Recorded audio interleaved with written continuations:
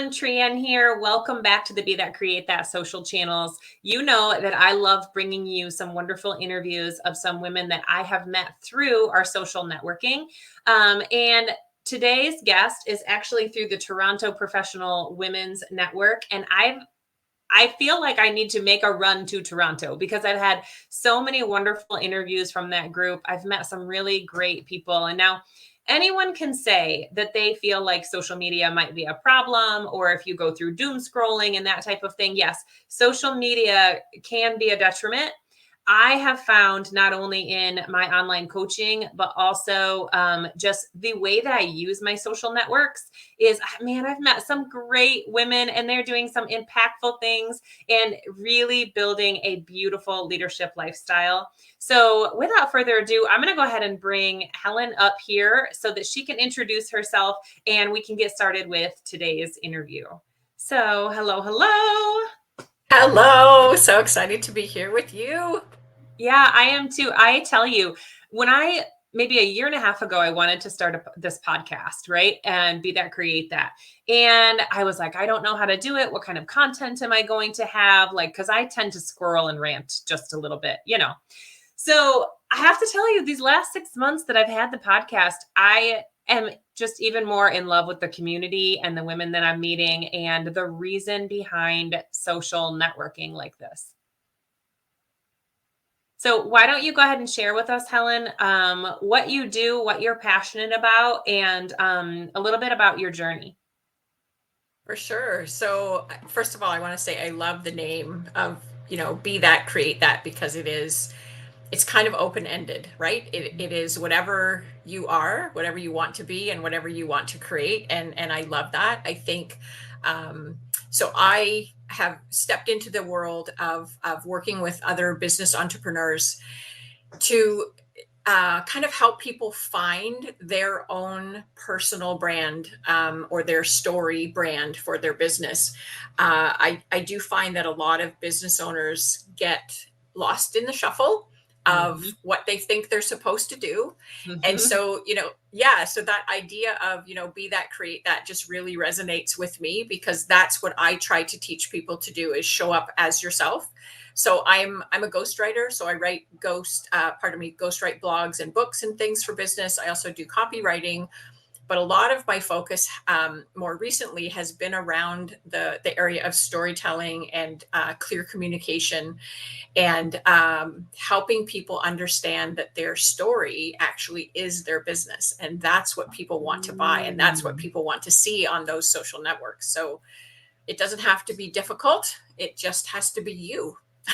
I love that so much. I think, okay, mic drop right there. We no longer have to talk, because I think that is one thing that people really have to realize is that, I could be a coach here. I can be a coach there. I can be any of those other coaches that are online. But because of, I tend to teach most from my experience and truth and heart and wherever we are with the person, right? No one's going to coach the same way I do, even if it was a similar topic. So you helping people with their storytelling and understanding your story will inspire so many people because it's yours. So the way that you tell it is also very passionate. Absolutely. And I think the second piece of that too is that, because your story is unique, it's also going to align you with the right customers. So you don't have to go out and find them, so to speak, because they're going to resonate with you. They're going to see your reels and see your stories and connect with you at networking events, because they're going to understand who you are and how you show up in the world. The worst thing I think we can do is advertise in a way that is kind of to everyone, because then your target is no one, right? So if you know who you are, then that helps you know who your preferred client is, or your avatar as well. And so that makes that super easy, that you just start showing up as yourself and people come to you naturally because they love your vibe. Yeah, that is so true. And don't you really feel like, we've talked about this in the community before, don't you really feel like that not only for entrepreneurs, but for everyone, your personal brand, just you as a person, what people talk about when you're not in the room, how you're showing up, that is almost even more important than those that are trying to build a business and they're trying to build that business brand. Sure. I think to me, it's actually one and the same, because I think one of the things that I teach people when I'm working with them in terms of storytelling is that it's your values and your passions and your personality that you bring into your business. Mhm. So you as a person, you have to stand in whatever your values are, and you can't let those waver in your personal life or in your business life, because like you said, it's that personal part of you that is actually so important. You want people to smile when you walk in the room. You want to Mhm. be in the room with the right people, and that's all about standing in your truth. Oh my gosh, that's so powerful right there. Is you want to know that you're in the right room and that the people that are around you are there to support and serve and you feel aligned with what's going on. That's wonderful. So Absolutely. in our community, we talk a lot about the leadership lifestyle. And I really try to empower women to understand they can make an impact from anywhere, not just in a positioned or titled type of place in their career, but really in all of our lives. So, when you think of the word leadership, what kind of definition or meaning does that have for you, or how have you maybe applied it to what's made you successful? Sure. I love that question. I think for me, leadership, the first word that comes into my mind is learning, because I think as a leader, you need to continually be learning. And that means that, as you transition through life, like you said, you can be a leader at any place in your life. So if you're, a stay-at-home mom with young kids, you're a leader there. And then you're learning as they go off to school how your role changes and how you transition in the world. And so for me, it's all about constantly learning and changing to show up in the way that actually serves you the best and serves the community around you the best. And maybe that's a little bit unique, because I'm a dedicated lifelong learner. I just love to learn all the time. Mhm. One of my daily rituals is I walk my dog every morning and I listen to either podcasts or books on Audible, and that's kind of my therapy. Mhm. I'm kind of killing two birds with one stone, because I'm learning, but I'm out in nature and I'm just walking along, just taking it all in. So that's a big piece for me, is that learning component. That's awesome. Yeah. And really, for that continuous learning, I mean, that changes pathways for us. It changes and brings more opportunities into light. And I think that it's also important for people that we're working with to see that as a leader, it doesn't end. We're continuously learning just as much as we're continuing to develop them, and that it's important for all of us to move forward. Absolutely. And I think, something that comes up in that too is that sometimes our perspectives can change because of what we've learned. And that, Mm. that whole, I think another element to being a leader is to having an open mind, and being able to change your perspective based on something new that you've learned. And I think that really shows leadership, whether it's, as a parent, as an entrepreneur, as an employee or a boss. I've actually just written a chapter I've co-authored in a book called No Problem Parenting, that's releasing in August. And I'm no parenting expert, but I just kind of shared my journey. And a lot of that journey is admitting when you're wrong. Yes. Oh and my gosh, yes. going to be right. And I think that's all about learning as well. So that's just kind of how I face life, is learning, trial and error, try it, apologize, move on, whatever. Yeah, I always say that. So my daughters are 11 and 8 now. And my 11-year-old, when she was probably 3 or 4, I remember thinking to myself, like, if I could lead and manage my team in the same way, kind of that I was parenting, where it's like, we're doing this together. And she taught me, not only communication, but that leadership piece and why it's important to lead yourself first. So I always said that now I've written, co-authored a different book, but at the time I said, I'm going to write a book that says management lessons I learned from my 4-year-old, because I could have kept track of all those stories and it would have been probably a bestseller on the professional development, right?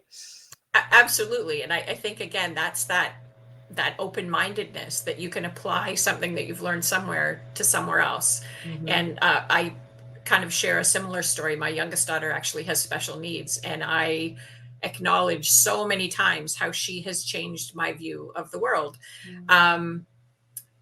And then that continues to happen. She's 20, she turns 24 in 2 weeks. She has Down syndrome, and she is like 4 foot nothing. Yeah, she's like a little squirt. She's a bundle of energy, but she is, she's going through this transition right now where it's really hard to explain. She's growing, she's maturing, and taking on responsibilities around the home that I don't have to tell her to do. She'll, clean her kind of what she calls her man cave. She's a bit of a tomboy. Mm-hmm. So she'll clean her room. She gets up in the morning, has breakfast, and does some homework in a book all the time. She has a set bedtime. And these are things that you're like, oh, this is so great. She's maturing. But the way that she's maturing is because she is a pretend member of the Jonas family. And her whole life revolves around being one of the Jonas brothers. Oh my gosh, that's so funny. But from what she has kind of learned from watching their videos and TV shows and different things, she's learning these responsibilities because of the things that they have kind of been teaching her. And I'm like, you know what? However it shows up is okay. You're stepping into these things and you're doing it in a strange way, but it's okay because you're who you are. Yes, because not only leadership is also about decisions, right? So here she is going on her own path and making those decisions as she goes. And that's beautiful. And the fact that you're really motivating her to do that. I almost said the word letting, but I think we have to be careful of that with parenting, right? Because we're really not letting them do anything. It's a false sense of control. Absolutely. Like that's one thing I have said with her is she has a fantastic imagination, and I would never want to quell that. And I think this whole kind of Jonas family thing came up as a bit of a coping mechanism during COVID because she was bored out of her mind. Sure. So she just made this make-believe world, and all these great things are coming out of it. And it's to the point that it's quite funny. We'll go off somewhere. She has a part-time job, and I'll say, okay, well, you have to leave the Jonas family at home. Like you can't take them to work with you because she'll just talk to them. Oh my God. How creative in your space. Oh, I know. She's so fun. Because instead of being like, no, you just cannot take them, right? Okay. Oh my gosh. I love that story so much. Speaking of stories, when we first started chatting, you were saying that you were a ghostwriter and that you specifically are really helping people in general, but business builders come up with their personal story board or brand. So how do you help people use the power of storytelling to move their business ahead? Wow, you know what? There's lots of different components to that. I actually have a workshop that's just coming out all about using stories. And chatted about this before too. I do have a free 5-day social media storytelling challenge just to get people learning how simple the use of storytelling is. But that's really just the first step, if you will, into storytelling, because story actually has such a place, like in our history, we're wired for story. And when you use story in a conversation like this, right? I told you a story about my daughter and you're like, oh, that's so fun. Suddenly we kind of have this connection because you have kids, I have kids, there's fun stories that we can share about them. But there's actually something that happens in the human brain if you're in a kind of a defensive mode because somebody's making a sales presentation to you. If a story is introduced, it actually changes the chemical reaction in your brain. And your brain kind of connects. Like if you think of, a parent-child, that homeostasis when your heart beats kind of together, that's what happens with your brain with someone telling a story and you as a listener, because there's this natural draw into the story, if it's told well, of course. And we want to come up with a conclusion to that story. So we lean in and we listen and we become connected to the storyteller. So it really helps to, the whole thing with social media is the know, like, and trust factor, right? And storytelling is such a huge component of that. So it can be used in presentations. It can be used on social media. It can be used in networking. Like there's great ways that you can use story to introduce yourself so that you don't come off as a standard, hi, I'm Helen Snell, I'm a copywriter. you Right. can actually use a little story to introduce yourself, right? So there's so many ways that we can use it, and it just allows people to get to know us a little bit better. And that's actually what we need to move forward through networking introductions or social media. And then the big clincher for me is when people understand how to use it in sales presentations. I love that, because also, you always go to these networking things, and what do? You walk up and they say, "Oh, so what do you do?" And Yeah, I feel like that's such a loaded question, because I also am on the side of I'm not defined by the job that I do. absolutely. However, I mean, a lot of times you really are kind of defined by the job that you do, because it's created this whole lifestyle around and Yeah. your family, right? So, and a lot of times we bring those things home. I know I part-time teach as a character education teacher, and I've done that now for 6 years. And when I think, my partner and I were just talking about this when we were at work, when I think about the way that it's changed my parenting, crazy. So, during this 5-day storytelling challenge, I want to make sure we also get up the fact that it's going to be the second and fourth week of each month. Yeah, so it lasts for 1 week. You get 5 days, but there's an option every month to jump into it, either on the second week or the fourth week. Okay. And then I'll make sure that I get that open link in the show notes for everybody and in our YouTube notes so that they can join that. I know myself, I'm going to put that on my list, because I think not only would that sound really fun, but I also think storytelling is a huge piece of coaching, and it's a huge piece of, like you said, it's the connection between the people. So, Yeah, and this is the kind of the purpose behind this one is to show, as I said, kind of the first step to storytelling, and mhm, it's kind of like a little bit of a double-edged sword, because there's an introduction into the storytelling, but there's also like how to make your social media simple. A lot of people stress mhm. over social media, what to post. They buy a years of content from somebody, and then it has no personalization to them at all. So it's just the idea of every day there's going to be like a little live chat where I can kind of help you hone the stories to your own business. So there'll be a topic of the day. We chat it through. It's 5 days live, but then there's actually 20 days of follow up for you to keep going with it. And there's still a way to have some accountability and stuff through a Facebook group that I'm creating. So be a lot of Wow, fun. that's packed with value. That's amazing. Good for Yeah, it'll you. be a good one. Yeah. Oh my gosh. I'm kind of really excited about that now. I mean, storytelling always intrigues me, but to know that you're offering that kind of follow up, that's very valuable for people. Because I can't tell you how many times I've taken a challenge, and then maybe I wasn't able to make it live. And then maybe I wasn't able to get on that replay because I didn't put it on my calendar like I wanted to. But then also there was just no follow up. So it's Yeah. like, you missed it, you missed it, you know?